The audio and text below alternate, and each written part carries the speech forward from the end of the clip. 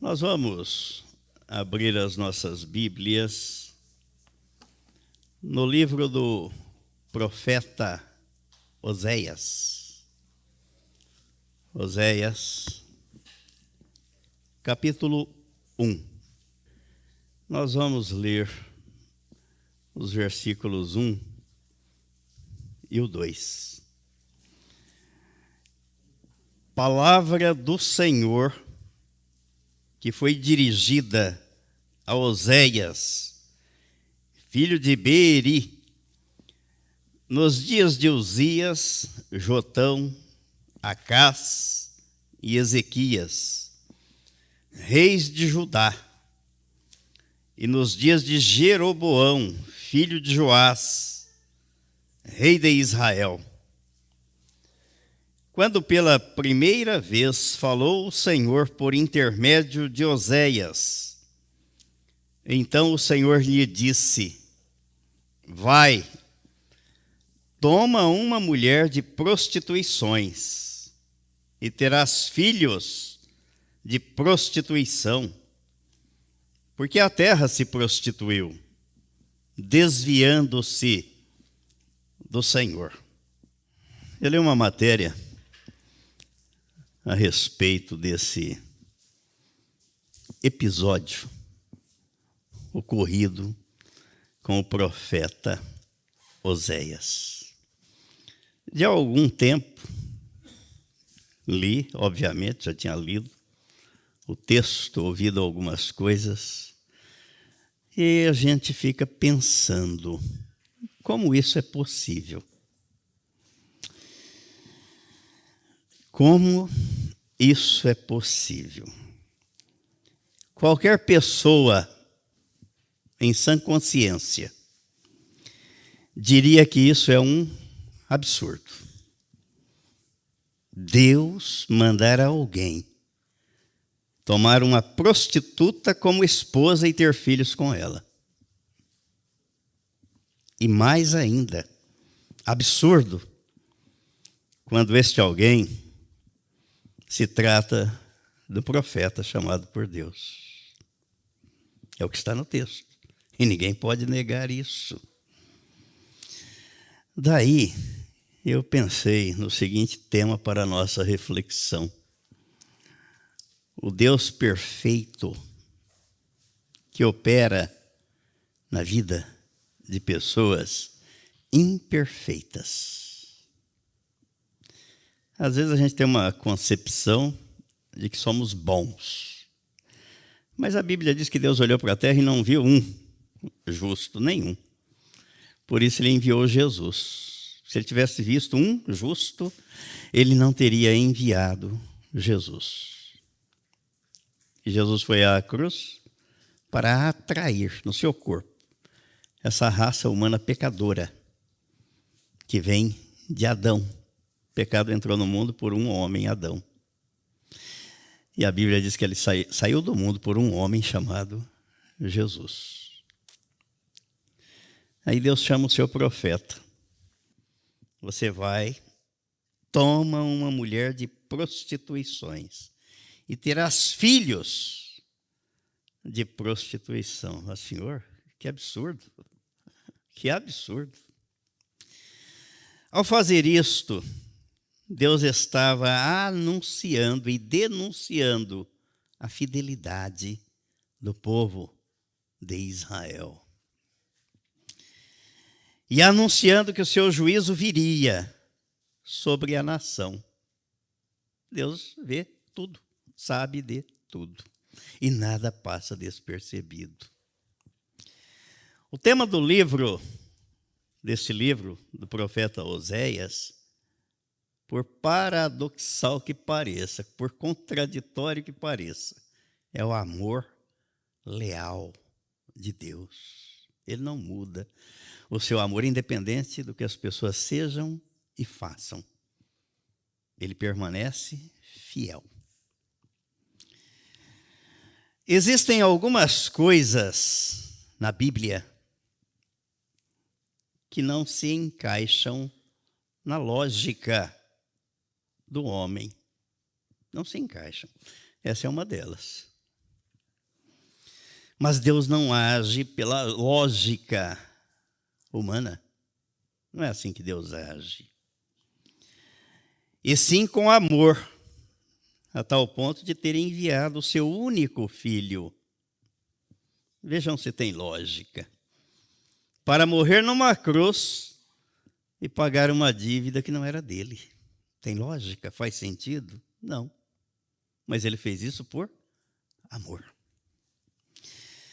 Do mesmo modo, não há lógica e tampouco faz sentido recrutar pessoas imperfeitas para trabalharem num grande projeto. Os fatos do cotidiano estão aí para mostrar os rigorosos exames de seleção quando são feitos para a contratação dos melhores profissionais para desempenhar uma grande tarefa. Vamos procurar os melhores. Mas a lógica divina é inversa. Os homens recrutam os melhores para as grandes tarefas, mas Deus recruta e chama os piores. Os treina e os capacita. É o Deus perfeito atuando na imperfeição humana. Quer mais uma prova disso? Jesus, quando chamou os 12 apóstolos para compor o colégio apostólico e a base da igreja nascente, ele não chamou nenhum doutor da lei. Não chamou os eruditos, os mais cultos e os mais nobres. Não. Jesus não selecionou os melhores, mas chamou os desqualificados. Aqueles que, aos olhos da sociedade, tinham menos conceito, menos valor e gozavam de menos prestígio. Embora Tomé fosse cientista, mesmo assim duvidou da ressurreição de Jesus. Judas Iscariotes era um contabilista, foi tesoureiro do grupo, mas desviava os recursos que eram colocados na bolsa. Quando olhamos para a Bíblia, vemos quão grande é o amor de Deus, que opera na imperfeição do homem. Então ninguém precisa se preparar, esperar ficar bonzinho, melhor, para se render a Ele. O convite dele é: venha como está. É Ele quem aperfeiçoa. Ele transforma a velha criatura em nova criatura. Ele transforma o velho Adão em filho. Ele retira a natureza maligna e implanta a sua natureza, a natureza divina, mediante os efeitos da obra do Calvário, de Cristo na cruz. Ele dá um novo nome, uma nova vida e um novo sentido à vida. Vida eterna e vida abundante. É assim que Deus faz. Nós podemos ver outros personagens relatados pela Bíblia, como Noé, que sucumbiu ao abusar do álcool. Abraão mentiu 2 vezes que Sara não era sua esposa. Teve medo ao chegar ao Egito e quase colocou a promessa divina em risco. Jacó era mentiroso, trapaceiro, aparentemente tinha traços de transtorno de personalidade. Moisés foi assassino e impulsivo. Davi foi adúltero. Salomão, foi o mais inteligente cognitiva e culturalmente, mas displicente e aparentemente sucumbiu às compulsões sexuais. Tinha 700 mulheres e 300 concubinas. Salomão. Oséias foi compelido por Deus a se casar com uma prostituta. Jonas se recusou a abençoar um povo por mero preconceito sociocultural. Elias teve depressão. Jeremias desejou a morte, temeu o fracasso. Foram pessoas que Deus trabalhou com elas. Não eram perfeitas, nenhuma delas. O que todos eles tiveram em comum? Suas emoções não eram estáveis, nem sua vida imune às imperfeições. Não eram perfeitos. Tudo o que fizeram para Deus teve como origem a graça de Deus, que os alcançou para cumprir o seu propósito. Deus escolhe pessoas imperfeitas, oscilantes. Por isso que Jesus disse que não veio buscar nenhum são. Ele veio buscar os doentes. Os doentes. Deus aperfeiçoa os imperfeitos e trabalha em cada um de nós e através de nós para cumprir os seus propósitos. Quando nós pensamos que somos alguma coisa, nós não somos nada. Mas Deus é tudo.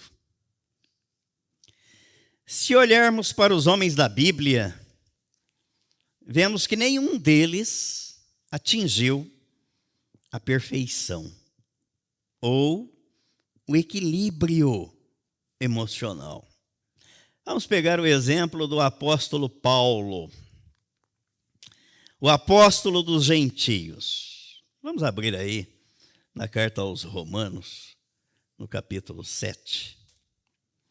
Romanos capítulo 7.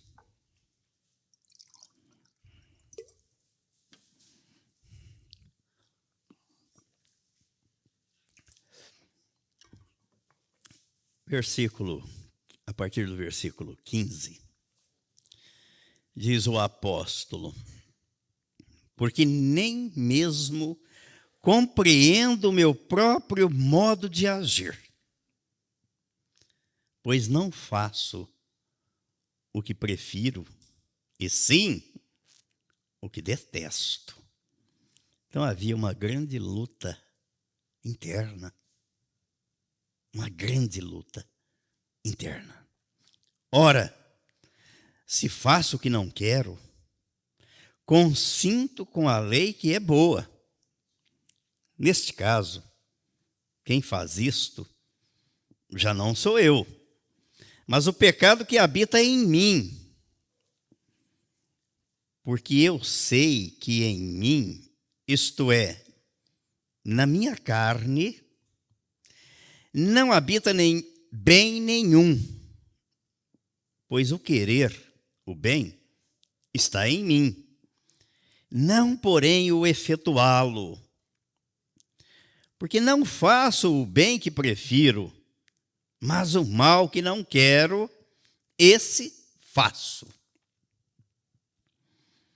Mas se eu faço o que não quero, já não sou eu quem o faz, e sim o pecado que habita em mim.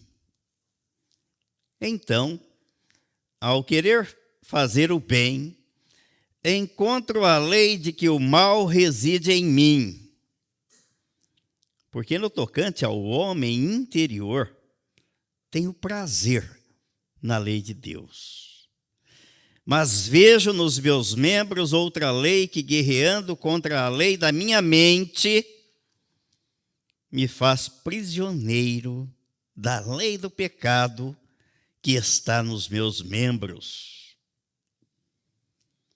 aqui ele traz uma lição e mostra para nós o homem 3D, em 3 dimensões, no corpo, na alma e no espírito.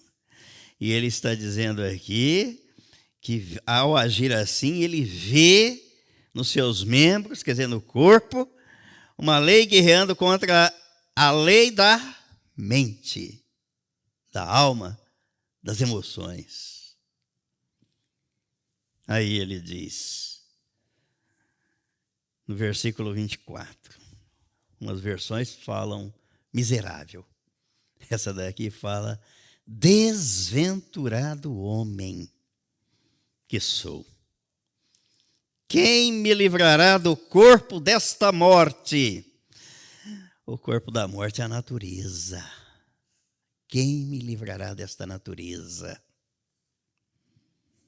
Aí ele conclui, graças a Deus, por Jesus Cristo nosso Senhor, de maneira que eu de mim mesmo, com a mente, sou escravo da lei de Deus, mas segundo a carne, o corpo, da lei do pecado.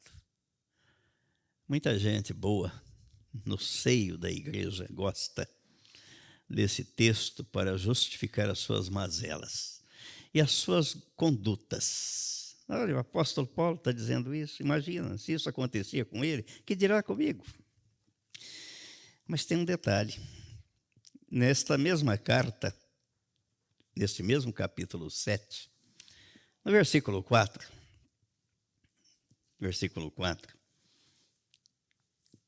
ao 6, ele escreveu assim, assim, meus irmãos, também vós morrestes relativamente à lei por meio do corpo de Cristo, para pertencerdes a outro, a saber, aquele que ressuscitou dentre os mortos, a fim de que frutifiquemos para Deus. Bom, então, ao mesmo tempo que ele relata a luta interna, interior, que é travada entre o corpo e o espírito, entre a vontade do homem e a vontade de Deus. Ele diz aqui que nós morremos para o pecado, morremos para a lei, por meio do corpo de Cristo, quando Cristo nos atraiu no corpo dele, para pertencermos a Deus. Porque naturalmente ninguém nasce pertencendo a Deus. Se não morrer para o pecado no corpo de Cristo, não nasce para Deus e não pertence a Deus, e é pela fé. E ele prossegue aqui, versículo 5. Porque quando vivíamos segundo a carne, as paixões pecaminosas postas em realce pela lei operavam em nossos membros, a fim de frutificarem para a morte. Agora, porém, libertados da lei, estamos mortos para aquilo a que estávamos sujeitos, de modo que servimos em novidade de espírito e não na caducidade da letra. E é interessante, e nós, como já fizemos aqui, o estudo desta carta aos Romanos, e nunca é demais a gente lembrar e relembrar que no capítulo 6, o apóstolo Paulo mostra que nós fomos libertados do pecado pela graça de Deus. No capítulo 8, ele inicia o capítulo 8 dizendo, agora, pois, já nenhuma condenação há para os que estão em Cristo Jesus, porque a lei do Espírito da vida em Cristo Jesus te livrou da lei do pecado e da morte. Então, estou livre da lei do pecado e da morte mediante a lei do Espírito da vida em Cristo. Nova vida. E o capítulo 7 é um hiato para mostrar a condição daquela pessoa que vive uma vida fora de Cristo, fora dos padrões divinos. É exatamente para isso. É evidente que os erros dos homens do passado, que acabamos de mencionar aqui, não servem de álibi para uma vida pautada na graça barata, que não busca a santificação e a transformação, porque é o mesmo Deus que santifica em tudo o nosso espírito, a nossa alma e o nosso corpo. A caminhada com Deus, por meio do Espírito Santo, é uma jornada de mudanças. E não são mudanças superficiais, são mudanças profundas. Na nossa personalidade, no nosso caráter. E esse caminho deve ser perseguido por meio da disciplina espiritual, todo dia, diariamente. O testemunho bíblico é uma esperança enorme para quem ainda luta contra as fraquezas espirituais, emocionais e do corpo. Porque o Deus perfeito opera em todas as áreas da nossa vida. Ele cuida de cada detalhe. A vida dos personagens bíblicos serve como exemplo para nós. Não foi escrito aqui por acaso, de forma aleatória, ou simplesmente para ser contado como uma história. Não. Vejamos na primeira carta aos Coríntios, no capítulo 10, o que o apóstolo Paulo escreveu. Primeira carta aos Coríntios, capítulo 10, a partir do versículo 1, ele escreveu assim: Ora, irmãos, não quero que ignoreis que nossos pais estiveram todos sob a nuvem, e todos passaram pelo mar, tendo sido todos batizados, assim na nuvem como no mar, com respeito a Moisés. Então, a travessia do mar vermelho simbolizava ali o batismo. Todos eles comeram de um só manjar espiritual, o maná que Deus mandava, e beberam da mesma fonte espiritual, porque bebiam de uma pedra espiritual que os seguia, e a pedra era Cristo. Por isso que quando Deus mandou Moisés bater com a vara na rocha, que o povo estava reclamando, ele foi lá e bateu, e da rocha jorrou água. A segunda vez, Deus disse para ele: fala com a rocha. Ele esqueceu, foi lá e bateu. Custou a entrada dele na terra de Canaã. A pedra era Cristo.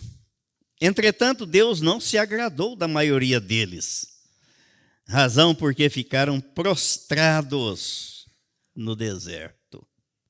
Eu, quando leio isso aqui, eu pergunto: Deus está contente comigo? Ele está satisfeito comigo? Porque ele não se agradou daquelas pessoas e elas não entraram. Não entraram. Será que ele mudou agora? Ele ficou mais complacente, mais permissivo, aceita mais as coisas, mais maleável? A Bíblia diz que não. A Bíblia diz que ele é o mesmo. Ele não mudou. Nós é que precisamos mudar.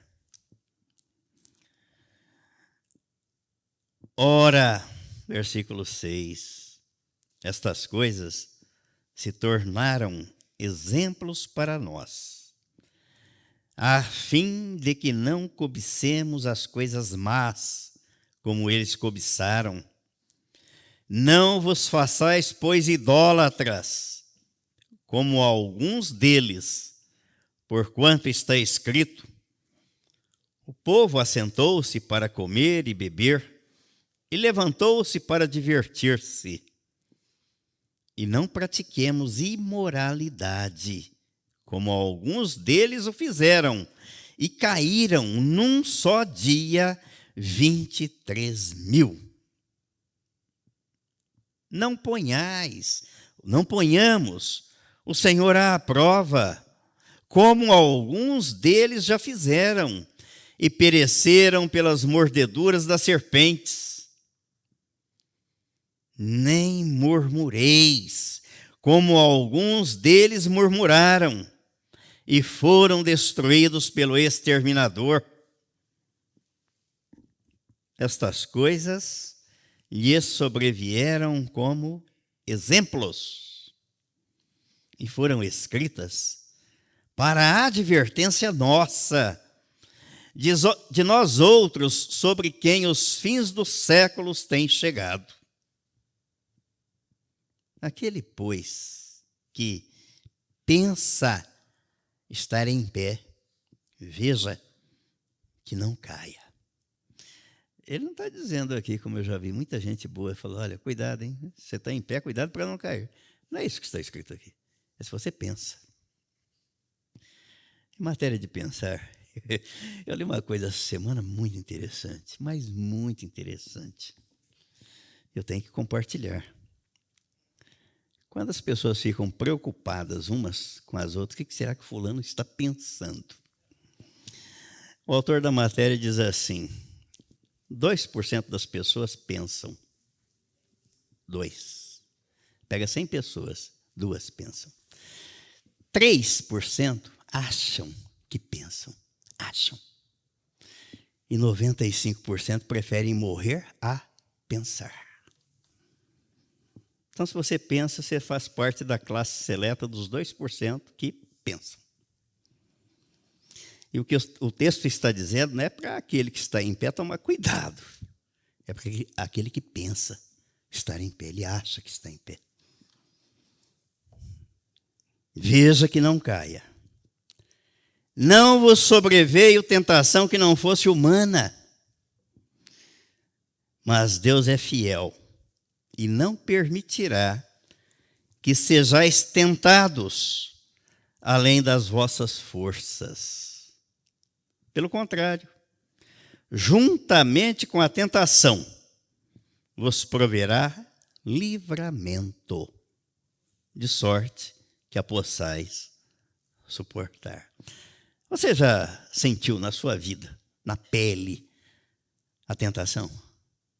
Já sentiu? Lembra de algum momento assim que você foi tentado? Foi marcante? Já sentiu? Quem já sentiu isso? Quem teve essa experiência? Levanta a mão que eu quero ouvir. Essa experiência, ó. Fui tentado, estou sendo tentado. Mas tem umas que são mais marcantes, né? Marcantes. Aí o que a Bíblia está dizendo aqui? Não é Deus quem tenta ninguém. Tiago diz isso, que Deus não tenta ninguém.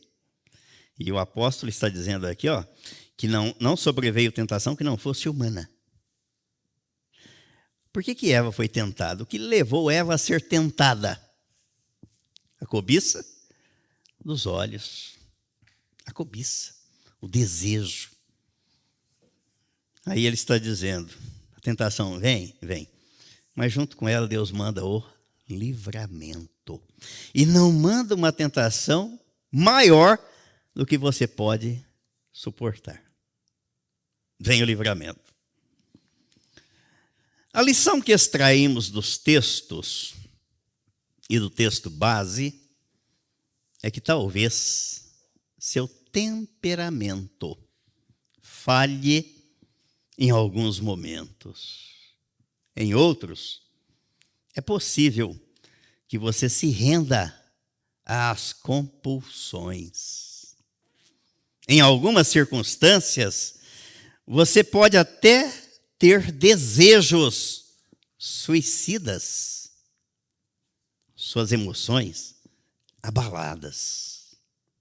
Contudo, a bondade de Deus permite que pela graça ele execute os seus propósitos escritos antes da fundação do mundo, por meio de gente imperfeita, frágil, incompleta, fraca e oscilante, como eu e você, porque o poder é dele. Aí eu lembro daquele texto da segunda carta aos Coríntios, capítulo 4, quando o apóstolo Paulo relata o que nós somos e o que Deus faz.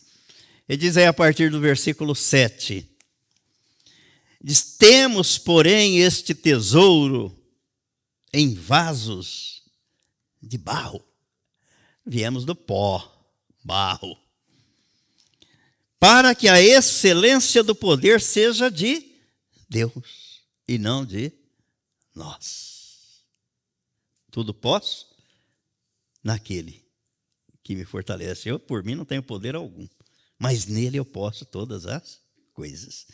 Aí ele diz: em tudo somos atribulados, porém não angustiados, perplexos, porém não desanimados, perseguidos, porém não desamparados, abatidos, porém não destruídos, levando sempre no corpo o morrer de Jesus, para que também a sua vida se manifeste em nosso corpo. Porque eu me lembro de um livro que eu li, do Otmani. Ele diz assim: a nossa alma tem vontade própria, natural, nada de errado. Jesus tinha vontade própria. Tanto é que ele disse: eu desci do céu não para fazer a minha vontade, mas a vontade daquele que me enviou. E lá no Getsemane, ele disse: a minha alma está profundamente triste, até a morte. Pai, se possível, passe de mim este cálice. Contudo, não seja como eu quero, e sim como tu queres. E aqui, levando sempre no corpo o morrer de Jesus, para que também a sua vida se manifeste em nosso corpo, ou eu faço a minha vontade, ou Deus faz a vontade dele na minha vida. Uma das duas. Então, quando eu me curvo, me rendo diante dele, a vontade dele prevalece. Se eu não me render, não me curvar diante dele, prevalece a minha vontade. Mas a dele é melhor do que a minha.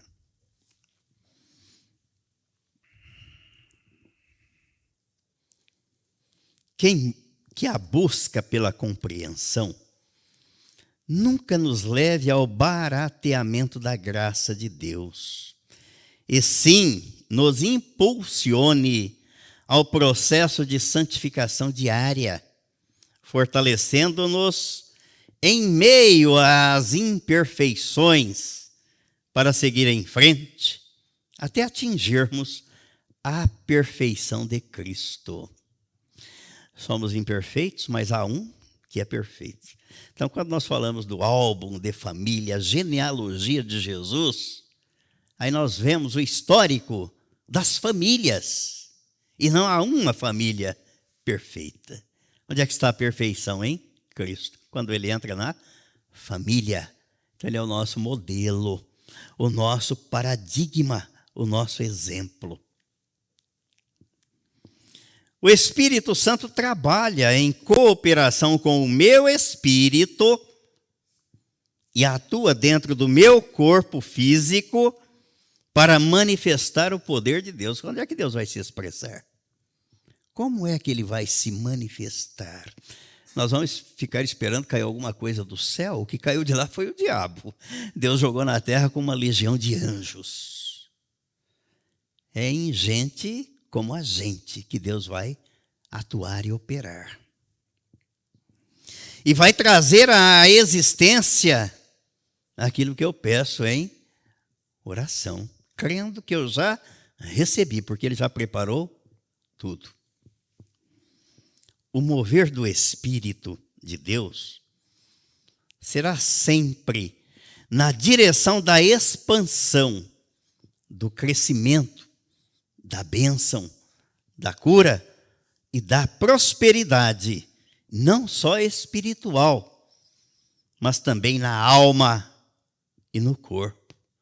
O que levou João a escrever a segunda carta dele, João, na segunda carta, só tem um capítulo, o versículo 2, segunda carta de João, ele escreveu assim: amado, acima de tudo, faço votos por tua prosperidade e saúde, assim como é próspera a tua alma.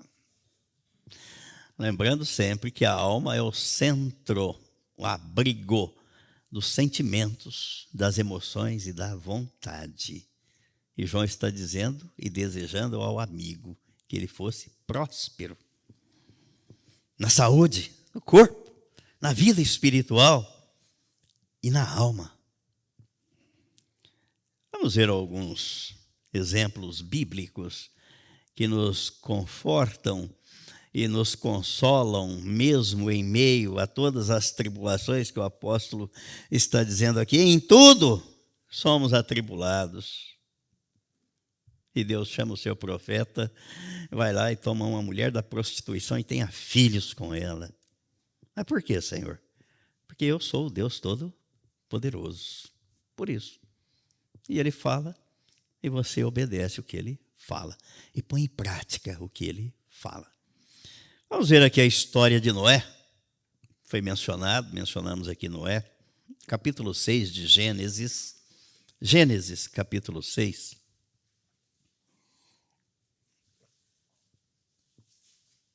No versículo 9. Eis a história de Noé.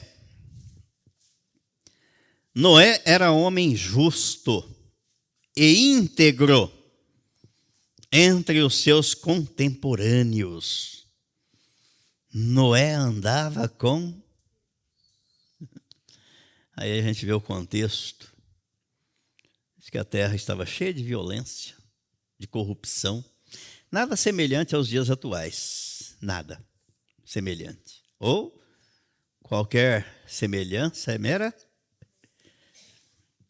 Mas Noé andava com quem? Aí nós vivemos em meio a uma geração violenta e corrupta. Mas com quem que você anda? Aí vai estar, é o que vai fazer a diferença. Com quem? Vamos ver outro exemplo e ordem dada pelo Senhor Jesus. Mateus capítulo 5. No Sermão do Monte, nas Bem-aventuranças ou no Tratado do Reino de Deus. Mateus capítulo 5. No versículo 48, Jesus disse assim: portanto, sede vós perfeitos, como perfeito é o vosso Pai Celeste. Quer dizer que a imperfeição do mundo não pode servir de exemplo e de modelo para mim. O meu modelo, o meu exemplo tem que ser Cristo. Eu olho para Ele. Sede vós perfeitos, como perfeito é o vosso Pai Celeste. E é Ele quem me aperfeiçoa no dia a dia. Vamos ver mais um. Segunda carta a Timóteo. Segunda carta a Timóteo, capítulo 3. Capítulo 3. Versículo 16 e 17. O apóstolo Paulo, escrevendo a Timóteo, ele disse assim: toda a Escritura é inspirada por Deus e útil para o ensino, para a repreensão, para a correção, para a educação na justiça, a fim de que o homem de Deus seja perfeito e perfeitamente habilitado para toda boa obra. As Escrituras Sagradas têm uma finalidade só? Serve só para uma coisa? Apenas? Olha aqui. Toda a Escritura é inspirada por Deus e útil para o ensino, para a repreensão, para a correção, para a educação na justiça. Então, além de nos salvar, ela serve como base para a nossa vida diária. E tem um propósito. Qual é o propósito? A fim de que o homem de Deus seja perfeito e perfeitamente habilitado para toda boa obra. Quais? Aquelas que Deus já preparou. De Efésios 2:10. De antemão ele preparou. Para que andemos nelas. Aí ele quer que estejamos habilitados. Assim como você vai lá tirar a sua CNH, sua carteira de habilitação para dirigir o carro, nós devemos estar habilitados para a boa obra que Deus preparou para nós. E onde é que nós estudamos? Onde é que nos habilitamos? Aqui. Nas Escrituras. Eu quero fazer uma conclusão um pouco diferente.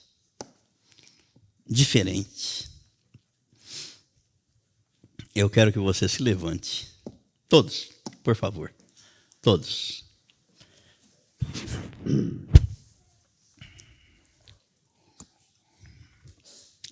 E como nós temos tratado aqui e mostrado que Deus é o Deus que do nada fez tudo e que traz à existência as coisas que não existem, a gente precisa corrigir a rota, não é? Eu estou indo para lá, espera aí, está errado. É para cá. Ou então para a esquerda não tem nada com a esquerda, vamos para a direita, não é? É para cá, vamos mudar a rota. Então nós vamos começar daqui para frente a orar, agradecendo a Deus e visualizando tudo aquilo que nós temos pedido para Ele. Tá certo? Que Ele traz à existência as coisas que não existem. E Jesus diz: tudo quanto pedirdes em oração, credes que já recebestes. Crede, já recebeste. Então eu quero que você repita comigo. Eu vou falar e você vai repetir comigo. Senhor, aumenta a minha fé. Revela-me que minhas fraquezas e minhas crises não são impeditivas para a tua ação em minha vida, pois tu governas sobre tudo e sobre todos. Planta em meu novo coração a esperança, porque tudo posso em ti. Posso confiar em todos os seus propósitos para a minha vida, em toda e em qualquer situação. Ó Espírito Santo, guia-me pelas veredas da justiça, por amor do teu nome, e faça de mim alguém habilitado para toda boa obra que o Senhor mesmo já preparou para que eu ande nela, em nome de Jesus. Amém. E assim será, em nome de Jesus. Amém?